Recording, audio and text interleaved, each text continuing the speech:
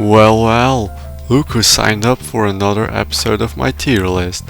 It's that time of the month again, and you know the drill. Last episode had 10 campaigns, so it's 15 for today. Here's what got ranked in episode 3 if you missed out. I even added chapters to all previous episodes if you want to see my opinion on a more specific campaign. Here are the rules again, which didn't change at all by the way. But before we start, I don't like begging, but please like and subscribe. Alright everyone, he said it, we can go home now! It does more than you think. Not only do you get notified of every upload, it also gives me a reason to keep making these.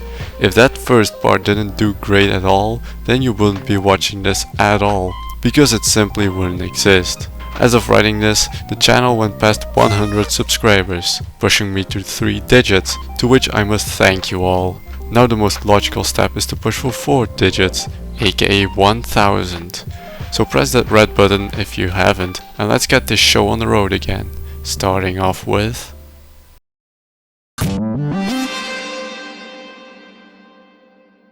Just like Death Aboard, I expected this campaign to be all about trains and such, and yet the campaign starts at a harbor. The sooner I get to see some trains in action, the better the placement for blood tracks on the tier list. And right off the bat, there are 2 custom melee weapons to be spotted. Both the pain train and the homewrecker from TF2 made it in, which isn't odd at all, since you would find those things lying around a warehouse anyway.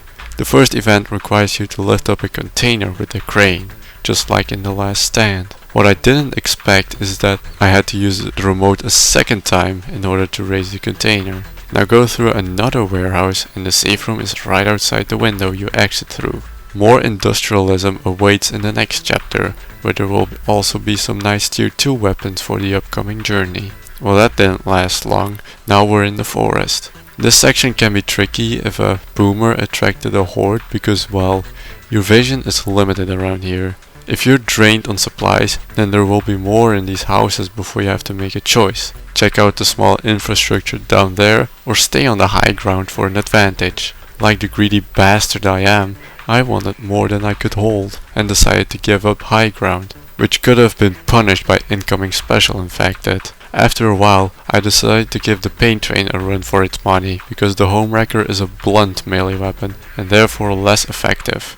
At least in my opinion. Now blow up this redneck couple's house and hustle to the safe room. Don't be like me and search for more loot in the crashed train cars, because they're empty. Only took us half a campaign to get to what the campaign is based around. But better late than never, I guess. That hint gives me the creeps. What could possibly be behind that door? No, right. All I could say is that this tank fight isn't easy. A horde will spawn with an immediate special infected wave, and the door itself also does damage to the user who interacted with it, alongside any in the near vicinity. I was useless because a smoker I was unaware of got the better of me. There is some loot lying around in nearby buildings, so I should just fully ransacking the place before continuing down the tracks. I learned from my mistakes in the forest and decided to check out the high ground first, and like hell did it pay off nicely. One train yard section later before reaching the last stop of the campaign, the station. And I swear to God, if this finale doesn't have a train rescue, then Blood Tracks is going straight into F tier. But before that, you still need to endure the finale sequence. I can't figure out what the optimal holdout spot is for this campaign, but anything seems to work. Just don't hang out at the mounted minigun, that thing is placed horribly. And there's the rescue train. Thank God. If it were any other vehicle, then I would have crashed out and ranted about it for 17 minutes. Now that I think of it, this campaign plays just like Death Aboard, and yet they are not made by the same creator. Even the soundtrack is near identical. Very peculiar. Anyway, Blood Track is mid. Enough said.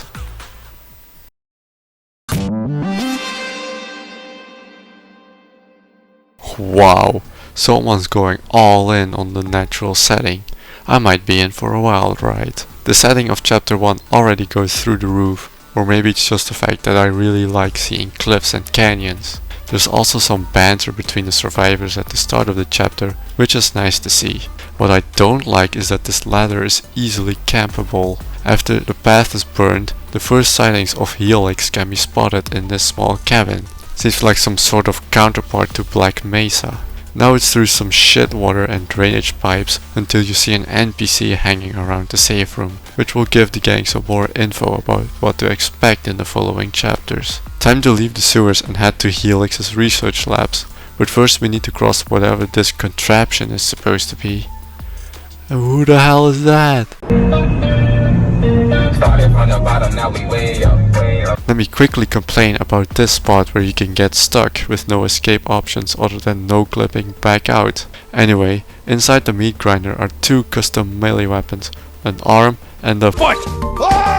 These references are getting out of hand. We're not at Helix's yet, as you need to barge through another sewage system thing. This event isn't that hard, but on expert difficulty it's quite challenging. Fallen survivors will also be drooling around the place, so don't let them skedaddle away with the free loot they're carrying.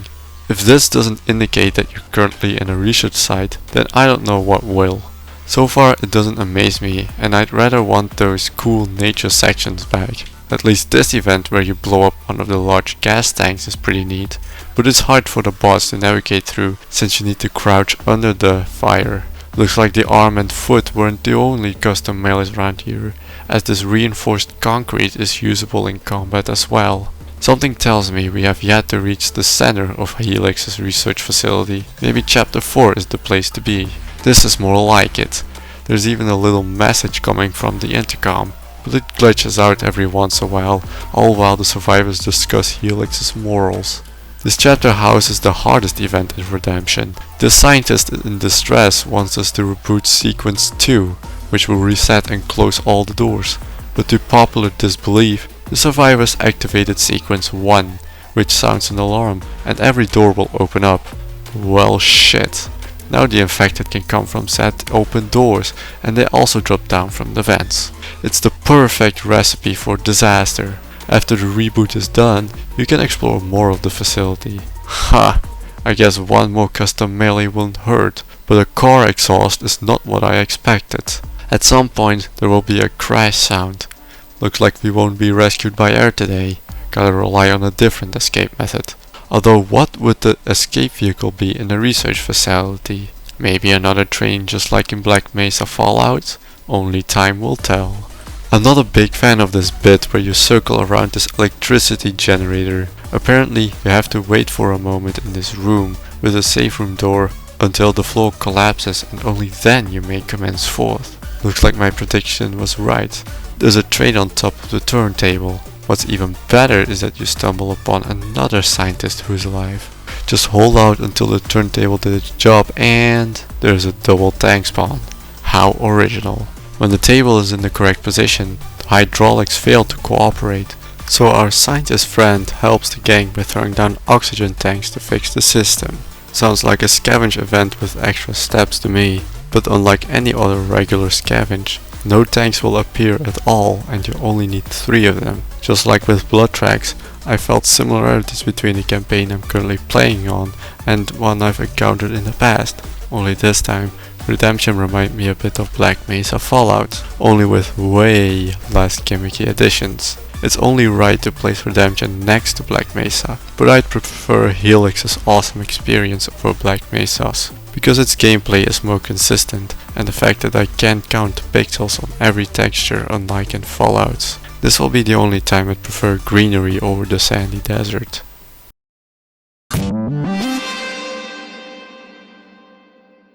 For non-native English speakers, Precinct means police station, which indicates that this will be a city campaign. Also makes you ponder about what happened to the other 83 precincts. The description of the campaign tells that there are still some people alive in the city, namely the cops, and that's also where the last rescue will be, so let's hassle to the 84th precinct. The weird thing about this apartment complex is that you exit via a ladder, thinking to continue on when you're back on your feet. But you need to enter the building once more to the basement to then get back onto the surface when you exit the sewers. And my inner Scrooge McDuck took a hold of me again and proceeded to loot every accessible building in this district of the campaign. The safe room was in one of the buildings anyway. My greed continues in the next chapter, and it paid off with these tier 2 weapons before heading up the stairs to traverse the derailed light drill, subway train. I still have some Dead City PTSD. Surprisingly, blasting open the doors doesn't trigger a horde. Once you pass through the ominous looking line that totally indicates a special event, some police cruisers will drive by in the streets down below. But that's not the only thing that happens. A guaranteed tank spawn is also present on the rooftop section, and he can either spawn down below on the streets or in one of the apartments. Speaking of which, there is one of them that has a door that takes a while to open because there's something on the opposite blocking it. When it eventually unlocks itself, there will be yet another tank spawn when you leave the building. Go inside this house for some extra supplies before going straight to combat. And after that it's another sewer section to then come across the safe room not long after you resurface again. A nightclub isn't exactly what I had in mind when playing a city campaign, but it's a unique addition after all. Inside will be an event with 2 tank spawns because we didn't have enough of those already. I even died during this event, but that's because my positioning was ass. Good thing I had a defib unit on me. Your ammo pool is probably drained after that fight. Fortunately, there is a military surplus store right next to the club, so we're good on that supply department. Up next is a tunnel that's partially on fire. Okay, that sounded way cooler in my head. Halfway through is a detour through this generator room of some sort with a small holdout event. Back in the tunnel, the safe room is coming closer, but you have to restore the power to open the gate to it. There are some extra rooms beyond the gate, but only go in them if you're still snooping around for a full inventory. We should be close to that police station, right? Well, I was wrong. I guess that gate was the entrance to the precinct after all. There's a small supply room right outside the safe room, as well as a working projector in the meeting room. Now that's quality. Eventually you will end up outside again and find out that there's only a singular cop that survived the outbreak. Might as well help him refuel his car to get a free ride out of this shithole. The cans are pretty spread apart, which doesn't help the fact that you need 12 cans in multiplayer. But it's still less than Dead Center, mind you, so deal with it. A major problem arises when you take too long. I hate repeating myself, but 2 tanks will spawn instead of 1. Gee, I certainly didn't see that one coming. Is that sarcasm? Oh, you're fucking A right at sarcasm. Looks like the cops were a help this time around, unlike the army. But once again, this is a pretty standard city campaign, so I will be placing it in the middle of mid-tier.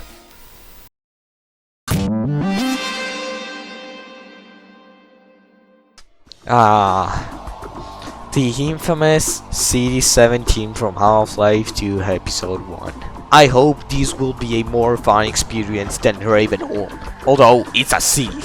Alright, there's a difference. The campaign doesn't even start over there, but it is underground. Chapter 1 can be finished rather fast because it's the shortest of the 5 chapters City 17 has to offer.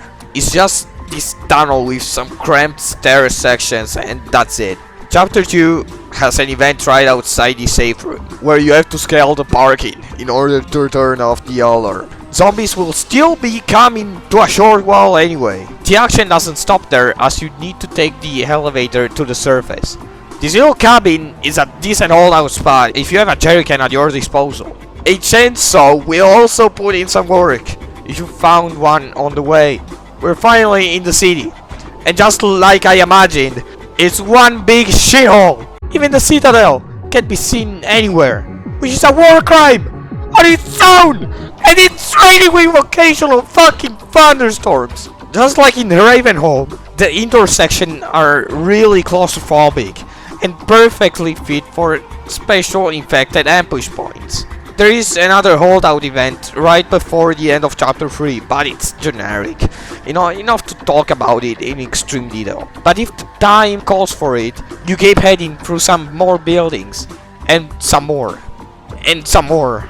Oh hey, this little bridge event is kinda cool, alright? But don't fall down, otherwise you'll have to go through every segment prior to the fucking bridge again. Stroll through the hospital like any other building so far, and the safe room will eventually reveal itself to take you to chapter 5, the train station. There are no medkits in the safe room for some unknown reason. Instead, they are tucked away near this spot with a broken down minigun that isn't even in clear sight of you. If you intend to rush to the station, There is a small event in the depot, but the falling train won't spawn a horde. Once the trucks are visible, one final holdout is required in order to leave the CD-17. Normally, he would suggest to hang out in a specific spot, but there isn't a real infected proof place in the station. So just hold out anywhere until the tanks come. And for those interested, this is yet another finale with 2 tank spawns at the final encounter. Really original, I know. CD-17 is another city campaign that isn't exciting in the slightest. But I did tag alongside him with another good friend, just so he didn't quit out of pure boredom. If you say like and subscribe, you may be revived. Bro! I was shooting a bomb, that's what got it up. King 194! Guys! Subscribe! Yes! Yeah! Mid-tier will be the final judgment for this cesspool of a city. Oh, never mind. Okay. Where the fuck did the woman go? Do that again, and I will bury you alive. Come on, man.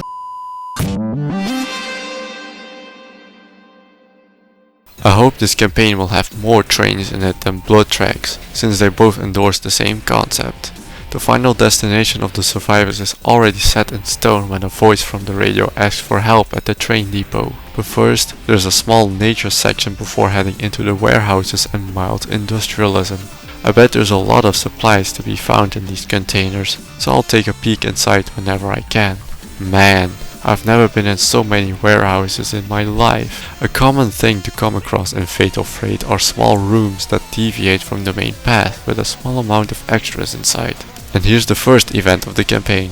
Just a standard holdout until an armored door opens up. I guess the small sewage section shakes things up from being constantly in storage depots. But stay vigilant inside of the pipes. Special infected can round the corner quickly, but if the hand is quicker than the eye, then it shouldn't be a problem. Once outside again, climb the death toll looking ladder segment, and the safe room is right across the street. This highway better lead straight to the train yard we're supposed to be. I don't like hanging around a broken guardrail with vision obstructing trees right across. Well, scratch that, we're at yet another supply depot with an elevator out in the open. I wouldn't trust it if I were in this situation, but you have to take it in order to progress. Hell, another burning tunnel? Luckily it isn't that long, but I finally get to see some freight cars, but they're empty. Well, this just makes me sad. The next chapter is at the huge warehouse called Mag. It better have some tier 3 weapons inside for being this big of a building. It also holds a crescendo event where you have to run to the safe room. This event has the unique addition of a halfway checkpoint in the form of a train car with supplies in them. You can take a 30-second breather in here until the action continues by itself. And let's go! I'd say the second half of the crescendo is easier than the first, which is disappointing because I expected more when a checkpoint got involved. Well, I didn't come across an M60 grenade launcher. Unlucky. That train station should be closed now. Let's see what the conductor has to offer for the gang. Alright, so the battery of the train is empty and the generator to charge it is also out of juice. This time you will always need 7 gas cans to fill the thing up, multiplayer or not. The playing area isn't that big, so there shouldn't be any trouble finding the Jerry's. Once the Jenny is topped off, the train is ready for recharging, and the author gives us some extra time to prepare as indicated by this hint the instructor gives you. I had the most success camping inside the building near the train, but outside near the minigun building can also be viable enough until the tanks arrive. 1 halfway through the holdout and 2 at the final showdown. Now it's time to get the hell out of here and get inside the opened up train car. All things considered, I had fun playing on Fatal Freight, even though it's mostly stale industrial areas with some nature in between, but they balance each other out. Add in a couple of fun additions alongside a custom soundtrack and dialogue, and you have yourself a solid above average custom campaign. An excellent placement for the container zone fun.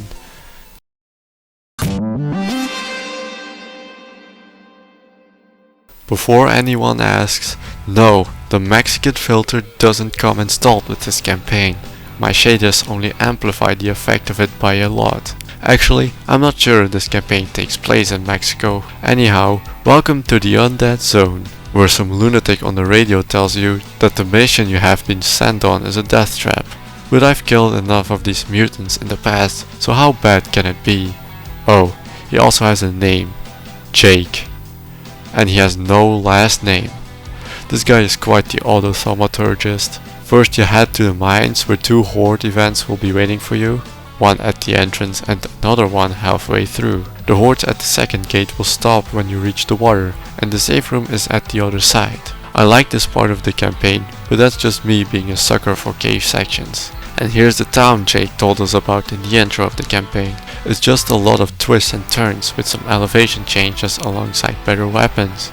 And now we're at the howitzer. Jake's commentary starts to creep me out.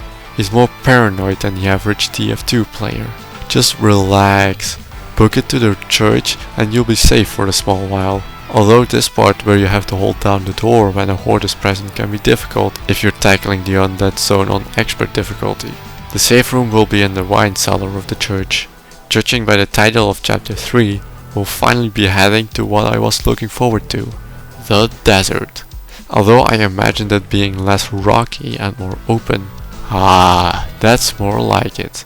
But it's sadly cut short when you need to head through this military looking tunnel.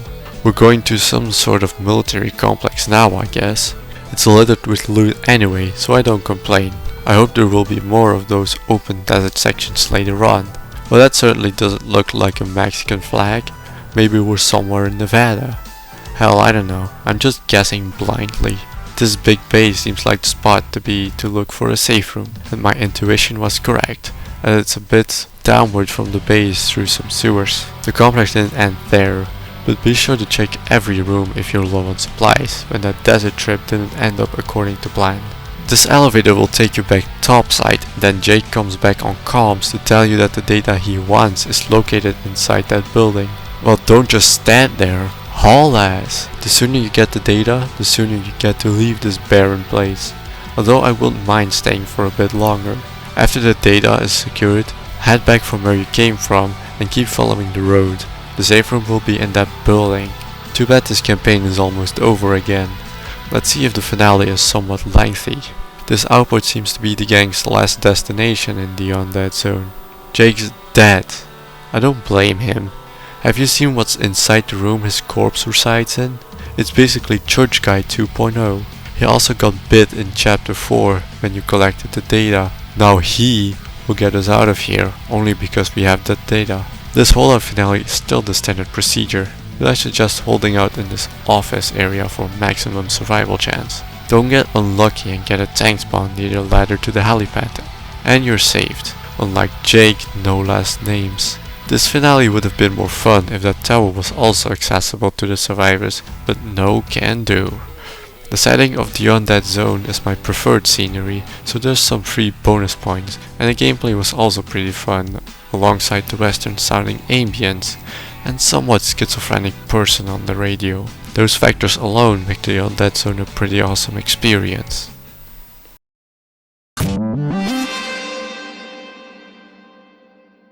The survivors are strapped in for a ride on the highway to hell, but I would have preferred a staircase to heaven. This is a rainy city campaign, so don't expect this to be at the top of the tier list, but let's not get ahead of ourselves, shall we? The best way to sum up chapter 1 is that it's hard to navigate, almost like a maze. This problem is spread all throughout the building and the streets below, but you do get some signs of guidance with the graffiti arrows and the emergency door. Yeah, there's an event already. After that door event, you need to go to the gas station and the safe room will be in this small depot. And there's the dreaded highway to hell. This handy sign gives the survivors the slightest hint on where the rescue vehicle is located. A pretty neat detail if I say so myself. Now I see the problem. There are a shit ton of alarm cars on the road, even a guaranteed event at this car in particular. Once you're off the highway, it's down the road through yet another small depot, which Lord and behold has the safe room inside. But make sure to ransack the place before ending off chapter 2. Oh, I almost forgot to mention that there's an alarm rake door at the burger tank, but you can skip it if a special infected broke the wall in the cooling unit. That's another one for my skippable events list, and I'm sure that there will be more of those in future campaigns. Back on track, the neighborhood isn't that mind-boggling. but there are a lot more alarm cars and another skippable event. You see, there's this house with an anti-theft alarm because burglars are more life-threatening than the living dead. You could just walk down the street and pass this house with an open fence. That's 3 so far. Unfortunately, this tripwire can't be avoided, so you better throw a bile bomb to make this event a whole lot easier. Also, why an air raid siren out of all things? We just walked over some rope. Well, it turns out we just magically found our way to the evacuation site. I bet the Air Force base is gonna be a generic military zone. There are still some alarm cars, but they vanish the moment you cross this gate with a menacing looking message. Well, it wasn't wrong, because it will spawn a tank with a horde on top. The tank got stuck on invisible walls in this clip, so I got lucky for this encounter. This building is also a puzzle on its own, because there are no graffiti arrows to help you with navigation, so you're shit out of luck if you get lost. On top of that, there aren't that many extra supplies in the buildings you do go through, so make sure to manage your ammo wisely. When you do eventually reach the safe room, the rescue vehicle will be in reach shortly after you leave for the finale of this evil road trip. There will be this small segment before you get to the hangar with 2 more alarm cars. Man, I see more alarm cars in here than in the previous 10 campaigns combined. And there it is, the C-17 Globemaster. I really like the plane's model and sound, but it will make every other sound effect crisp if you're too close to the Boeing. Although a road vehicle may have been more fitting, you do see the Globemaster fly over in the very beginning of the campaign. But once again, this is a standard finale sequence with nothing extra added to it. Someone should make an add-on where the finale sequence is randomized with each attempt.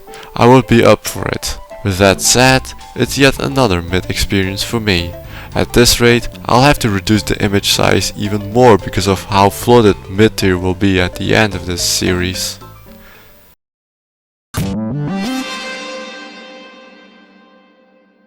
Time to stop a meltdown of apocalyptic proportions. Even though the military doesn't have that good of a reputation in the Left 4 Dead universe, this time around we're helping them out by shutting down a power plant. Our way out will be via chopper, as there's one trapped at the quarry not far from the place. For now, you will have to cross the highway which leads to an outlet shopping center with a feasible amount of supplies. Nothing spectacular so far, but I hope the power plant itself will offer quite the experience, since the campaign is named after it. You're not out of the mall section yet, which is good, because I still need some extra loot before carrying on.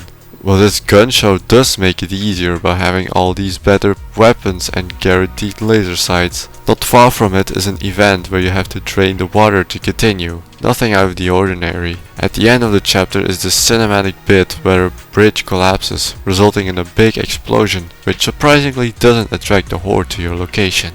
The safe room is up the stairs, so it makes sense to not send out a mob, I guess. One boring neighborhood section later, you'll finally enter the power plant. Make sure to search these rooms for extra supplies because, spoiler alert, you're gonna need them. This seems like the reactor room of the facility.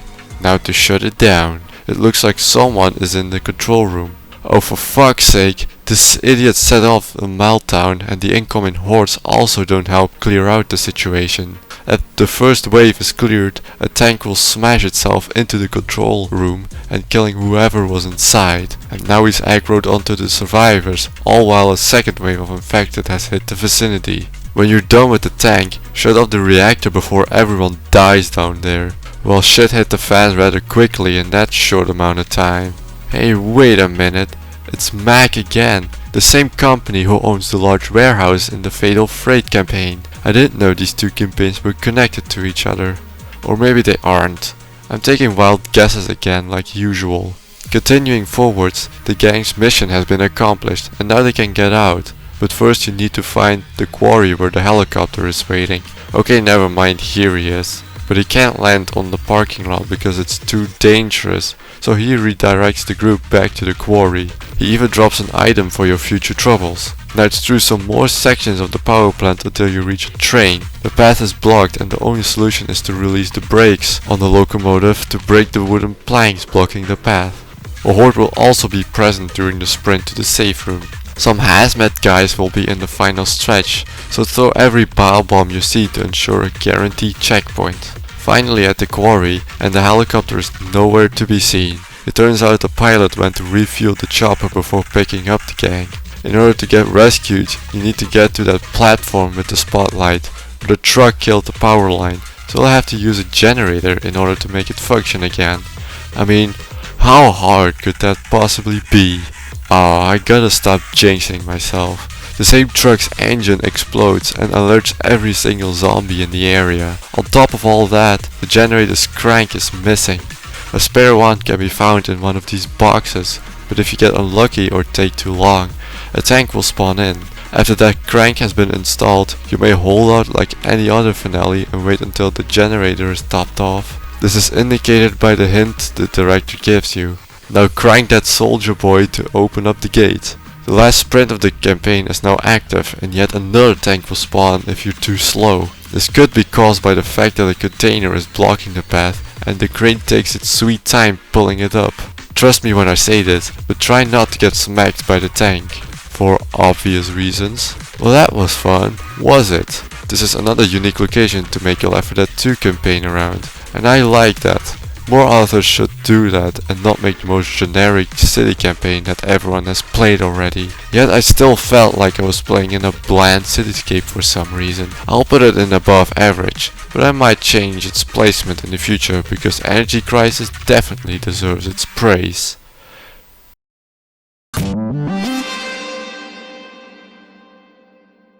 It felt like forever since the last time I ranked a campaign that's based off an existing location. This time, the survivors find themselves in a hotel located in the Czech Republic. In that case, you could say that they need to check out of the hotel to make it out alive.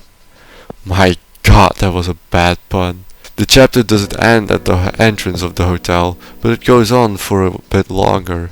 Just some streets and a small park with explosive barrels, for some reason, with extra loot along the way. A castle, you say? I'm up for a historic tour. I hope there won't be any terror along the way. Ha! A tourist attraction where you can't take pictures?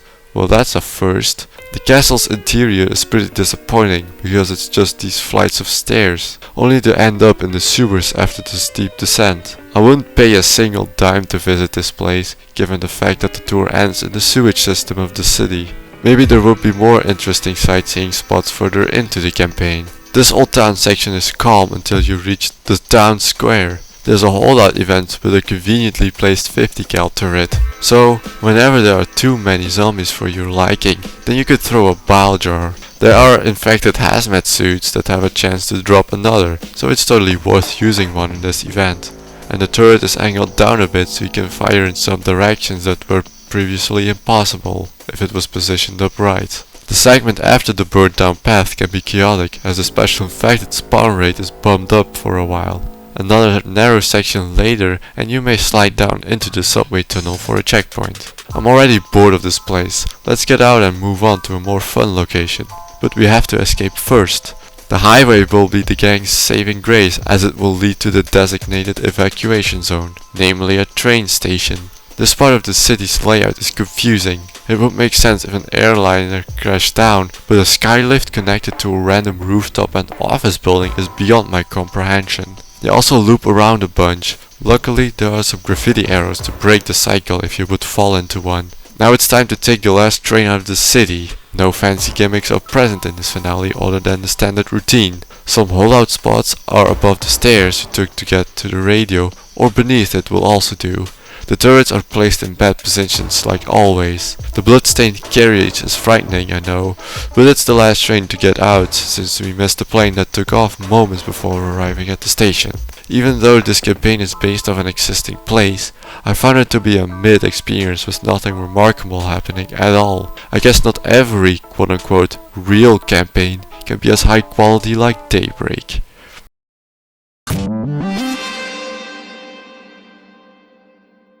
The real-life adaptations don't stop there, we're returning back to Spain.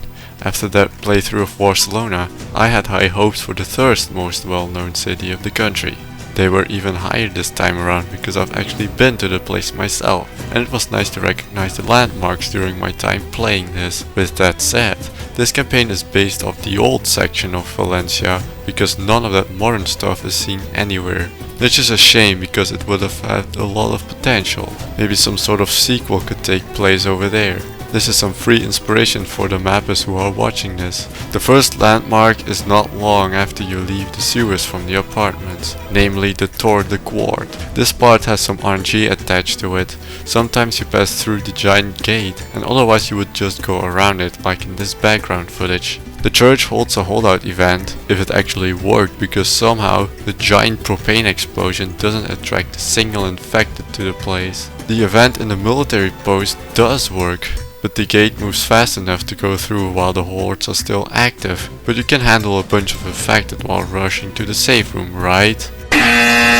There are, and I'm not kidding, 3 guaranteed tank spawns in this residential area. Why? Because I don't know. If you don't have some sort of way to ignite them, then you're pretty screwed. It also doesn't help that this section is at the very end of the chapter, meaning you have to go through everything again if you fail to survive this boss rush. If you do survive, then congratulations, you survived probably the hardest part of the campaign. The safe room has wheels now, which means that the gang will drive more towards the center of the city, namely the giant shopping mall. First you have to tackle the exterior before moving inside, which is naturally easier said than done. This chapter has some elements, one of which is the Go to Hell travel agency. Now that's a name that sticks into people's minds. Before entering the mall, you need to go through another military outpost which feels like a maze, but the tents have some good supplies in them, so I won't complain no more. After jumping off this particular tent, our shopping spree has begun. From now on, the survivors will go through many stores to reach the evacuation zone, so go in each one for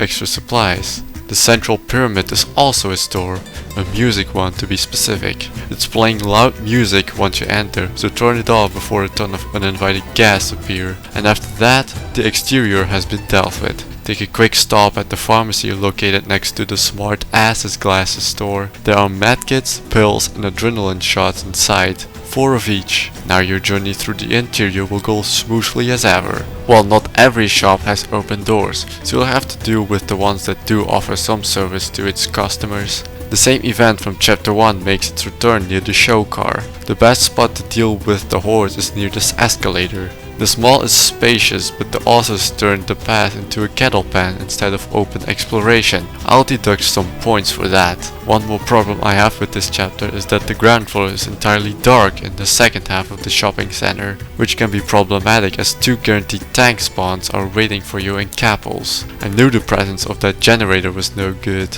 The last event inside is where you need to throw shopping carts down the escalator. If you want a small shortcut, hop down onto the other one to go straight to the exit, and the safe room is just outside. Thank God. It takes a while to get to the station where we need to be for rescue. You even need to go onto the tracks themselves in order to get there, which is totally safe by the way. Now we just hold out for the subway train to arrive and we're home free from this deadly shopping trip. Funnily enough, there was a message saying that the tunnels were infested with tanks, and yet there were no double tank encounters in the finale at all. This city surprisingly had more to offer than any other. This makes Tour of Terror look rather bland and entertaining, and for that I will be placing a bit higher, but it still remains a mid experience. In short, it would have been more fun if this campaign took place in the newest section of Valencia, but that's just my personal opinion.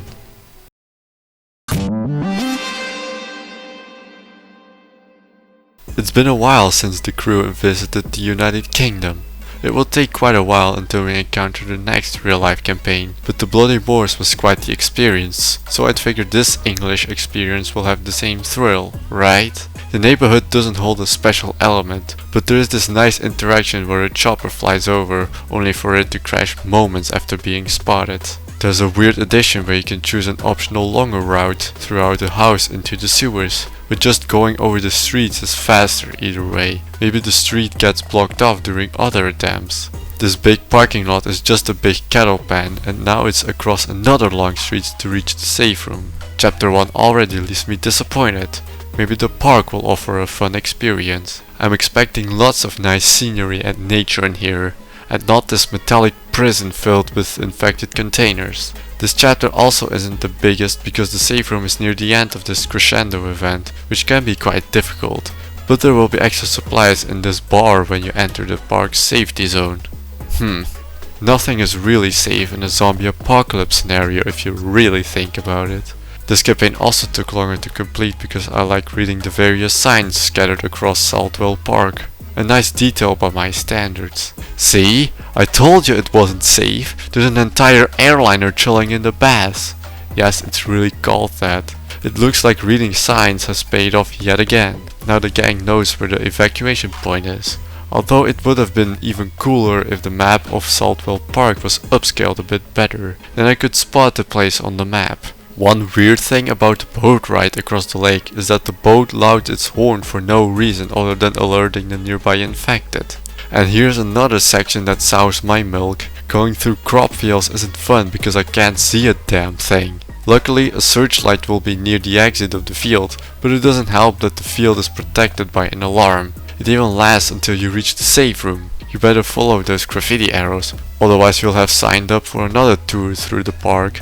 The second half has two more challenging sections to offer, one of which is this maze. It doesn't sound that bad, but consider the fact that a witch is sitting in every dead end. And it's also easy to get lost. When you eventually find a way into the underground, then the maze is cleared. Nicely done. There is some more loot when you exit the tunnel and in this open spot with a statue. The other difficult section is the Salthell Towers. This event somehow spawns more zombies than I'm used to, but I might be wrong. The towers also has a bot killing ladder inside, so consider this a heads up for all the offline players out there. And wait, we're leaving the park? Well, I guess I would have never found that crematorium on the map if it was clearly readable. There's one last horde event before the final safe room, and it's caused by Francis driving the Jimmy Gibbs into a lamppost. You should have stayed with bikes, you leaf-fondling son of a mud golem. The final evacuation site is also unique. You have to burn a coffin in order to call for rescue. The finale itself has nothing special in it, until the very end. The helicopter doesn't land at the crematorium, but a little bit further at a small military checkpoint. Throw in a couple of tanks alongside some cattle pens and there's a reason to panic. Just run like hell and don't let the tanks get to you, otherwise it's another coffin down the incinerator. And before someone comments about it, I know about the 9 secret gnomes hidden across the campaign. I didn't talk about them because they do jack shit. Some update must have broken the script for it to function like intended. As much as I liked the extra loot from the hidden rooms they reveal, I didn't need them in the heat of the moment. But with that defunct addition aside, Salthell Park was an above average experience. It's pretty fun to go through all those natural sections instead of wandering through a concrete jungle for 30 minutes straight.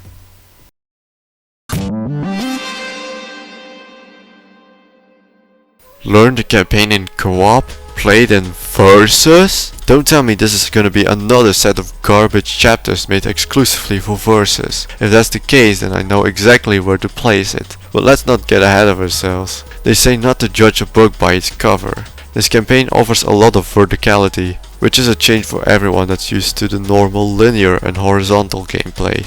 If there's one thing campaigns made for Versus suffer from, is the fact that there's an absence of guidance. I literally looped around the same area for about 10 minutes until I finally found the correct path forward.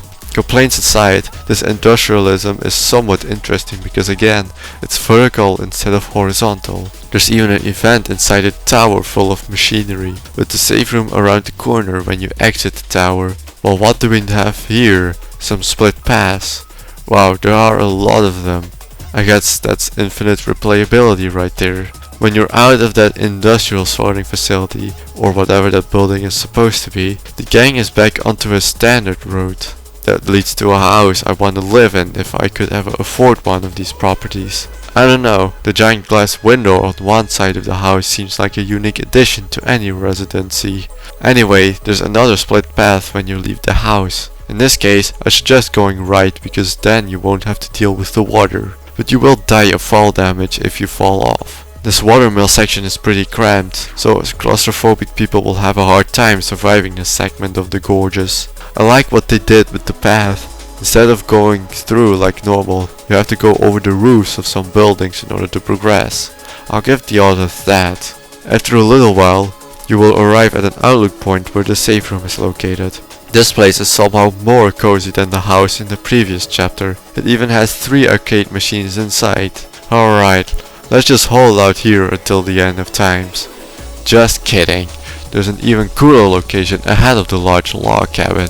By the way, don't end up in this situation. I got very lucky I didn't die. The villa on top of the mountain sure is a sight for sore eyes. One unique thing about the villa is its weird design, but I managed to hold out well on this staircase. The medkits are scattered across the place and they are located near these red lights, which turn off whenever one is picked up. I guess I have to work for my heals. God damn it. In the end, my thoughts about Drop Dead Gorges have changed. It was still fun to traverse upwards instead of forward. I just like stuff that goes against the usual campaign creation process. Sadly, this campaign only has 3 chapters instead of the regular 4 to 5. I guess I'll have to put my mountain climbing excitement aside for now. Above average it is.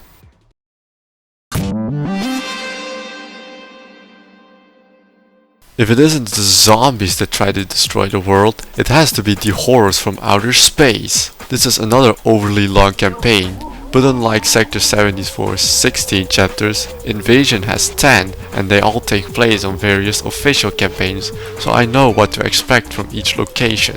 Except I don't, because each official chapter has been slightly modified by the author to make it stand out more. Another side note, the alien infected do not come with the campaign. I installed them separately because you simply have to play with alien models for that maximum amount of immersion. With all that out of the way, chapter 1 starts at the parish waterfront. It's not that long, but you can already notice some changes. The Left 4 Dead 1 survivors are in New Orleans instead of the other crew. Whittaker is driving the boat and there's a giant UFO at the safe room. Before entering, the UFO charges up and fires down a laser that turns the screen red, after which the survivors will be inside of it. Somehow. What's even more confusing is that the G-Man appears in the other end of the room, all while giving a speech. Another quirky addition is that there's a teleporter installed in every safe room, which needs to be activated in order to end the chapter. Episode 2 teleports the survivors to the Blood Harvest finale. The only significant change is that the trains are gone and there's a fence at the start of the crop field. And don't forget the added mist, radio for rescue, and there's an earthquake going on? Okay, never mind, the giant UFO is back and it's charging up again. Only this time it doesn't destroy any terrain.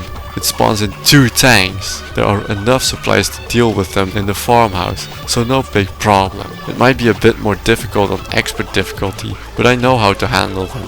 When they are dealt with, the UFO charges up yet again, and now you're on a timer. Get to the teleporter before the flying disc destroys everything in the area. Now you're at the plantation finale in the swamp. Don't forget to grab the necessary supplies from the safe room. There's a guaranteed tank spawn at the entrance of the house, and its layout also has gotten a change. The upstairs area is sealed off. Now the UFO is right by the gate. Call for Virgil, but I doubt he will be there as the truck in Blood Harvest never arrived. You know the drill. UFO charges up, tank comes out. When the menace is dealt with, avoid the laser because it will hurt the survivors on contact. Make it to that small shack and teleport to the next location. Cold Stream. I'm actually curious if the author improved this chapter over the official. One thing that did change is that you go through this episode backwards, needing to move upstream back to the drainage pipe. Hell will break loose when you pass through these fences. Now that's one hell of an improvement. Infinite pipe bombs and molotovs to counter the endless alien hordes. If that's still too difficult, there are some Humvees with supplies in the trunk for all your survival needs.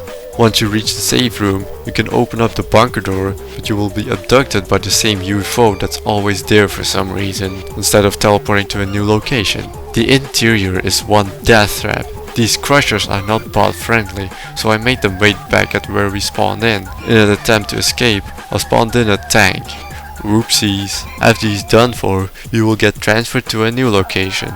An overgrown version of Dead Center. This is my favorite iteration of Dead Center. Too bad there's only a survival map with the same concept. If only a campaign would exist with all this overgrown greenery. I'm drifting off topic again. It's just standard dead center, but Whitaker is dead. But his guns are still there to be taken. And no Cola scavenge event. The hardest part about this episode is the mall parking lot. The UFO will spawn yet another tank, but when it's dead, constant hordes will come after you until you reach the entrance to Liberty Mall. A trusty teleporter is back, and this time it takes the gang to the Hard Rain Sugar Mill. So far there are no notable changes, just your standard amount of alien maintenance around here. Wait, the UFO charges up when we call the elevator, perhaps another tank like usual.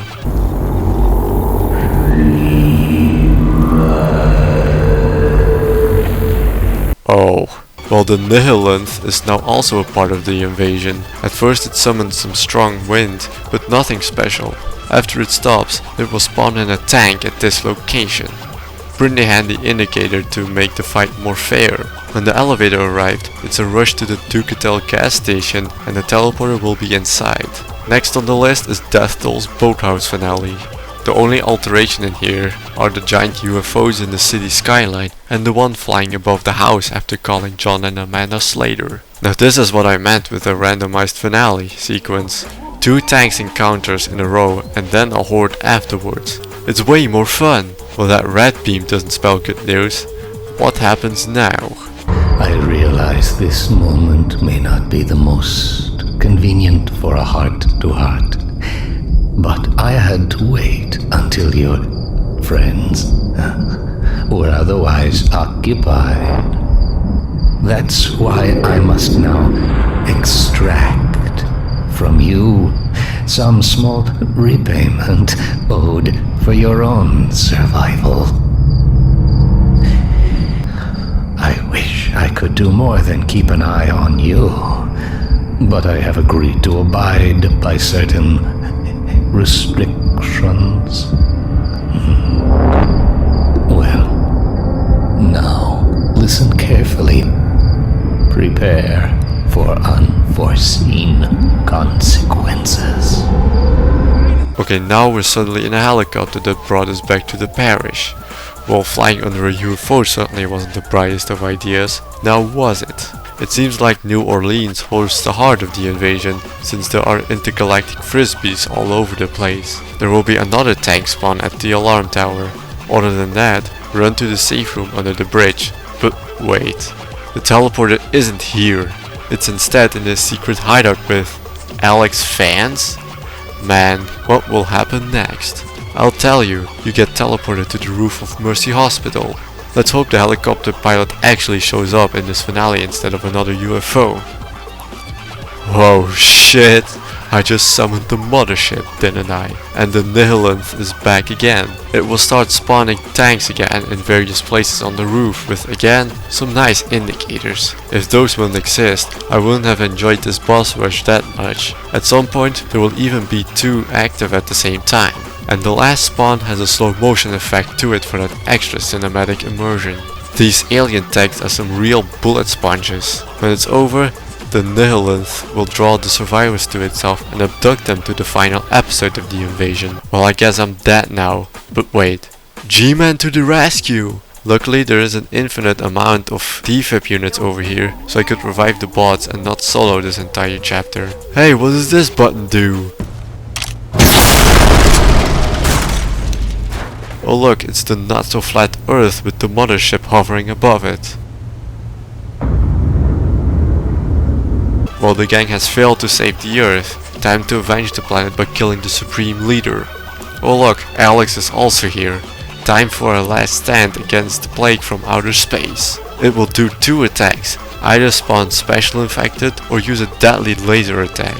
The lasers can be dodged by standing as close to the guardrail as possible, and the special infected spawns are indicated like always. Either special or boss infected can appear from the alerts. With all those attacks dodged, Alex can finish the job by finishing it off with a laser attack of her own. What's this? Bad ending? Wait, is there really more than what meets the eye? Yes, there is. If you want to know more about it, check out my video covering Left 4 Invasion's 100% completion.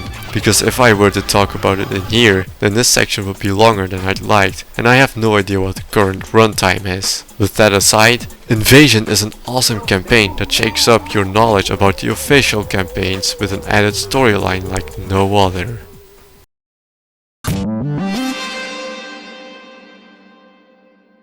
First the zombies, then aliens, and now ghosts as well? Nothing in this world wants the survivors alive. It also doesn't help the fact that I get spooked very easily. The added dark atmosphere and eerie ambience already create a mild horror experience, and we're still in the first chapter. Man, that's a devious looking moon if I have ever seen one. Great, a cabin in the woods. I know how this movie ends. Basically, it ends with... But most people have watched the movie, so I didn't spoil anything major, right?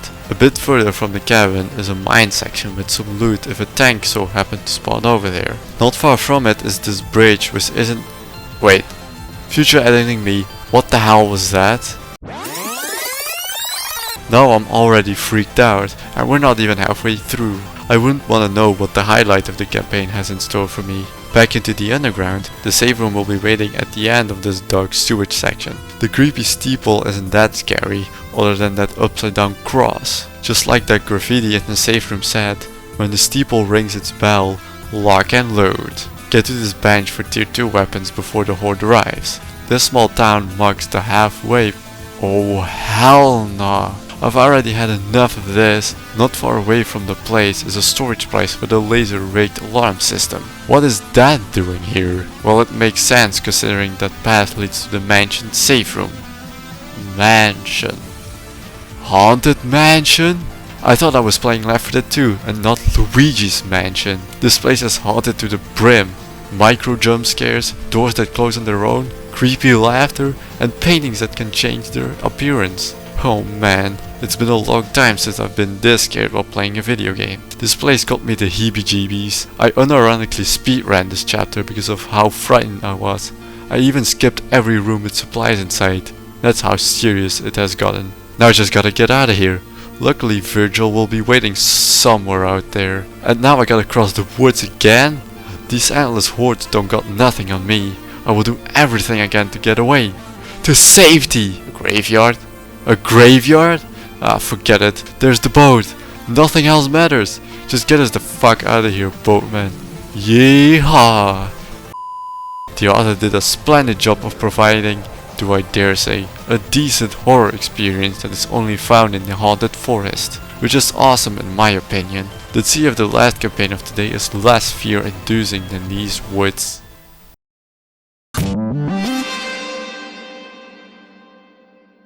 I can't seem to remember much about this campaign.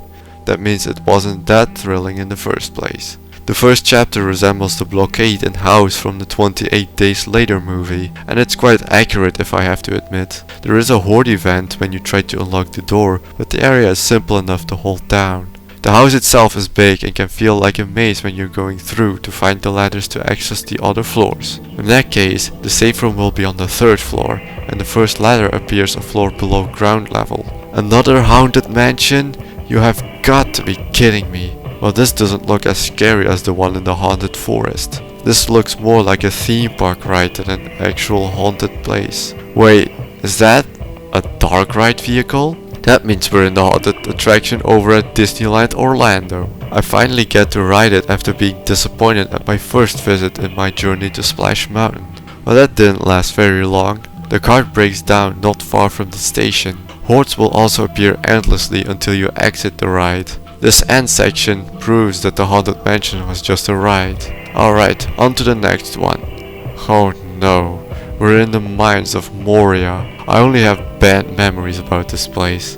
And just like I predicted, it's unbalanced as shit. A tank fight in a tiny room with hordes as well. A crescendo event until you reach a certain point. Even the giant room with the stairs is in here. One thing I learned from the Lord of the Rings campaign is that the safe room is closed when I reach this point of the chapter. It's also the hardest and most annoying. An unfair amount of zombies are roaming around and endless tanks will spawn behind you. The fact the zombies also spawn in front of you and you have to fight them on the narrow bridge if necessary. The bridge does break down when everyone crossed it, so there's that. The next part is based off the comic of 1010. I wonder how that will play like. This chapter is based off some of my favorite kind of scenery, ancient ruins and the jungle.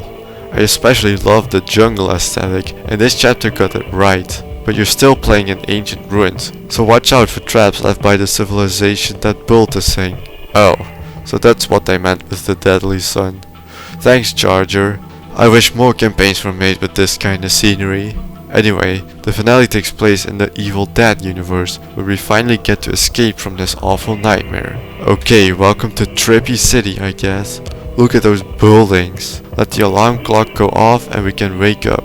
After a finale sequence, of course. Now follow the red and blue light to the hospital bed and we're back to the real world. Every chapter in Night Terror has its charm. Well, except Moria. That chapter is unbalanced and annoying. It's still a pretty mid campaign, but I like the references this campaign had to offer. And that jungle chapter. Chef's kisses.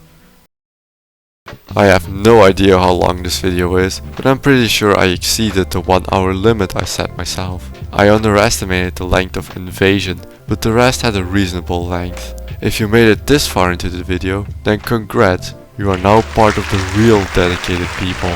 I also read some comments that the pacing isn't that great and it's more of a discussion you're watching, which I completely agree with. I just like discussing things, but I will try to experiment on a different approach for episode 5. That also got me thinking. So far, I've picked each campaign for a singular episode based on when I completed it. But what if I were to randomize it just so the people couldn't possibly know what campaigns would be featured in the next installment? Feel free to let me know if this would be a great idea.